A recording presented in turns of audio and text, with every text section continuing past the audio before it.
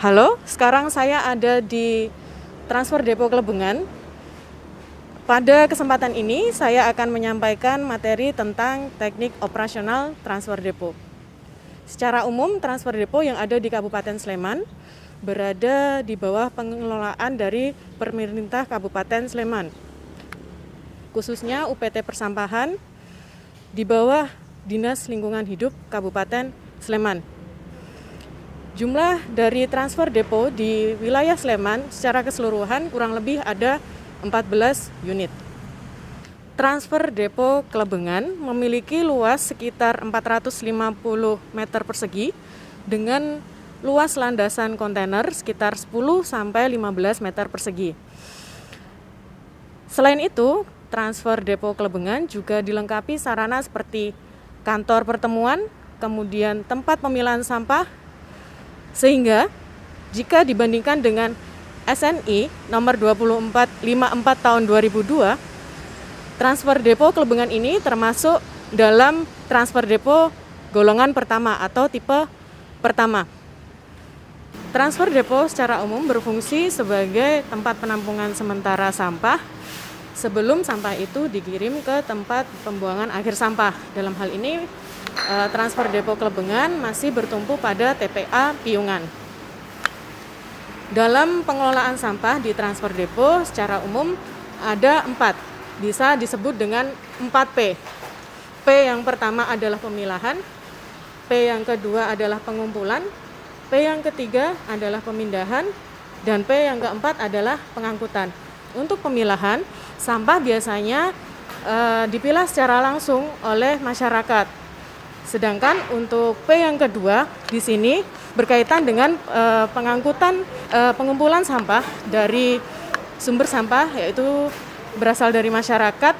Kemudian di sini untuk pengelolaan sampah di Klebengan, pengumpulan sampah melibatkan 2 personel. Yang pertama dari Pemda, yaitu DLH, kemudian yang kedua dari masyarakat itu sendiri. Apabila dilihat di sini, ini adalah salah satu bentuk armada untuk pengumpulan sampah. Di sini kita lihat kalau dari segi komposisi sampahnya masih tercampur antara sampah organik dan sampah anorganik, sehingga dari kondisi sampah ini kita bisa melihat bahwa tingkat kesadaran masyarakat di daerah Klebengan masih tergolong rendah dalam memilah sampah.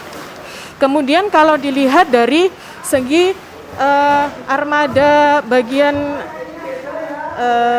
gerobaknya ya, khususnya di sini misalkan ada lubang, kemudian ada beberapa bagian yang keropos, dan untuk armadanya sendiri bagian atasnya tidak ada penutup sama sekali.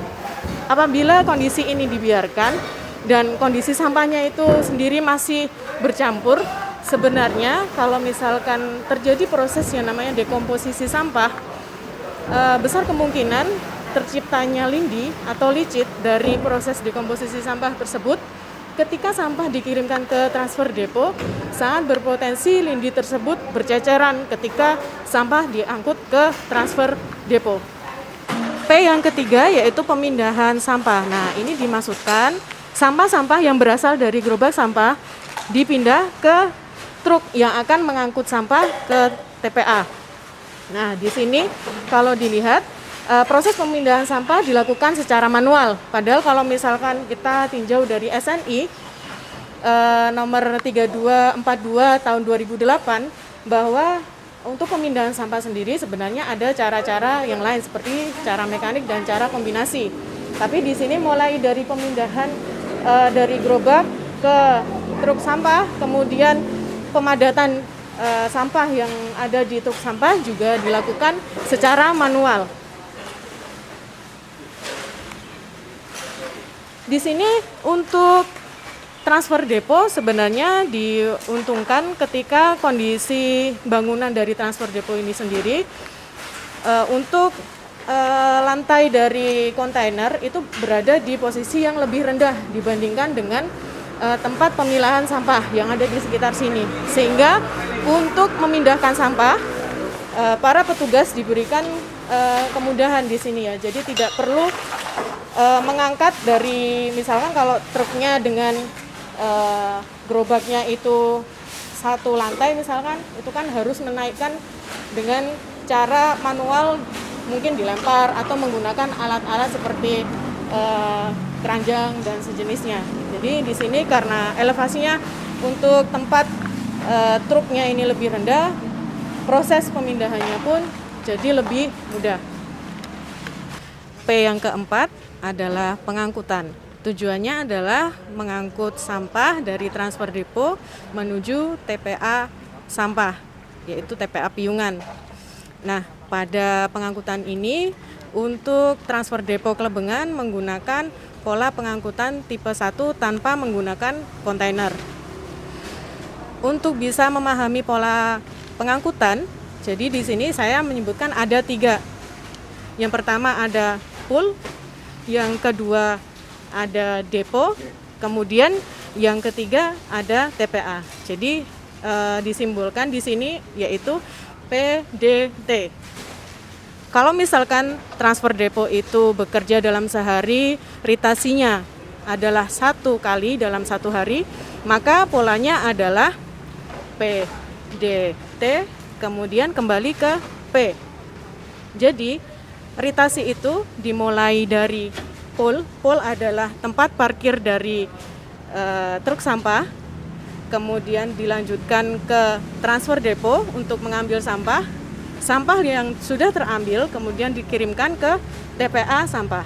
Setelah dikirimkan ke TPA sampah dalam kondisi kosong karena cuma 1 rate saja, sehingga dari TPA sampah truk kemudian kembali ke parkiran lagi atau kembali ke pool.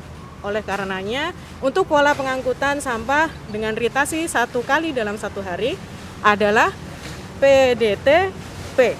Nah, untuk kondisi di transfer depo Klebengan ini, sistem pengangkutannya ritasinya dalam sehari adalah 2 kali. Sehingga kalau 2 kali berarti kita ingat tadi PDT, berarti kalau misalkan 2 kali dari TPA sampah otomatis akan kembali lagi ke transfer depo untuk mengambil rate selanjutnya.